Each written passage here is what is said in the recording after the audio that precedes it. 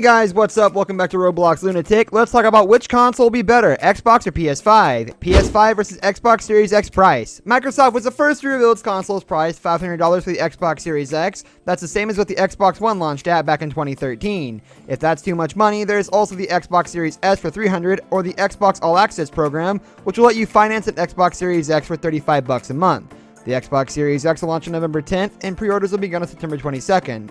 Sony announced the price and release date for the PS5 during its live stream on September 16th.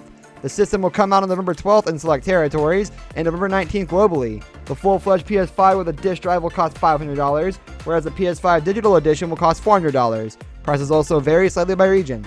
The bottom line, though, is that the full-feature PS5 and Xbox Series X will cost the same. Xbox Series S is the cheapest among the new consoles, and PS5 Digital Edition is somewhere in the middle. Unfortunately, it's not easy to pre-order either system due to limited console supplies and broken website infrastructure. The console should be easier to find early next year, as it's not clear how many will wind up on store shelves when their launch dates roll around. There's really not much separating the release of these two time-wise. The Series X and by PS5 versus Xbox Series X graphics. Xbox Series X has slightly more powerful specs. Whether the Xbox Series X will necessarily deliver slightly better performance and graphics than the PS5, though, is hard to say. First, let's take a look at the hardware involved. There doesn't seem to be a tremendous difference between the GPUs and CPUs, although the Xbox Series X is slightly faster. The GPU processing power, 10.3 teraflops for the PS5 and 12 teraflops for the Xbox Series X, seems a little starker. A teraflop refers to how many operations per second a piece of hardware can handle. Since a single teraflop can account for 10/12 operations per second, a difference of 1.7 could represent a significant difference in graphics. But remember too, just because a GPU offers 12 teraflops of computing power, that doesn't necessarily mean that every single game will take full advantage of them. It also depends how well the game is optimized, particularly third-party games that will have to offer relative parity between their PS5 and Xbox Series X versions. The SSDs may also have a big effect on game performance. Since both consoles will come with built-in SSDs, games should load much faster than before. But so far, only Sony has provided concrete details about how quickly its SSD could load games. Now the PS5 compares to SSDs currently on the market. This is another metric that will likely vary from game to game.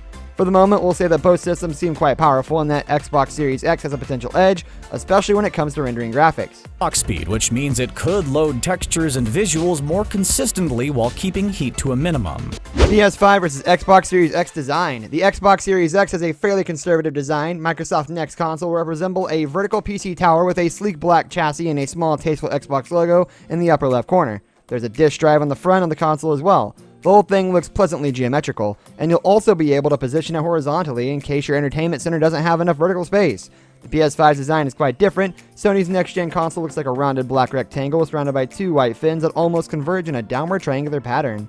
Notably, the PS5 will also be available in two different configurations, a standard version with a disc drive and a digital edition without one. Naturally, you'll be able to play physical titles on the former, but not on the latter. The price between the two models will probably vary as a result, but so far we haven't had any confirmation on the PS5's price. PS5 versus Xbox Series X backwards compatibility. Both Sony and Microsoft have been very open about how backwards compatibility will work on their systems. At present, the Xbox Series X appears to have more robust options, but the PS5 should have plenty of older games to play as well. Microsoft has promised that every Xbox One game will be compatible with the Xbox Series X. Furthermore, Microsoft's Smart Delivery System ensures that if you buy an Xbox One game that's also available on the Xbox Series X, you'll automatically get the Xbox Series X version once you upgrade your console. Additionally, a handful of select Xbox 360 and original Xbox games will also work with the system. That's pretty straightforward. Sony's approach is a little less concrete. The PS5 will use a sort of universalized software to run PS4 games on the PS5.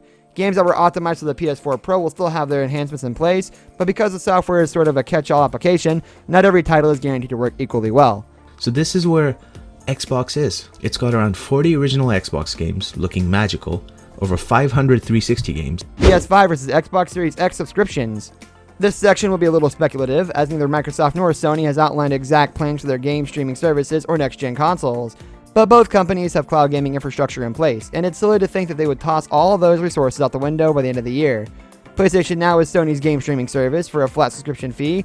Players can stream a variety of PS2, PS3, and PS4 hits, up to and including beloved exclusives like God of War. I imagine that the PS5 will also offer PS Now options, although whether it will ever stream PS5 games is harder to say. You can stream PS Now games to a PC as well, although it doesn't work with smartphones, streaming players with smart TVs. Microsoft, on the other hand, has Project X Cloud. This game streaming service has been in beta for a long time, but finally made its way to everyday consumers on September 15th. If players subscribe to Xbox Game Pass Ultimate, they're able to stream Xbox games directly to their Android phones or tablets without having to use an Xbox console as intermediary. Save data carries over whether you play on a console, PC, or mobile device. Xbox Series X will almost certainly employ the same architecture. Series X, which is also significantly more powerful than the Series S, and will be Microsoft's flagship next-gen console. This brings us to the end of our video. I hope you enjoyed it. Hit like if you did, and don't forget to subscribe to our channel so you don't miss out on any of our videos in the future. Also, watch the 2 videos that are on your screen because I'm sure you'll love them. With that, I'll see you in the next video.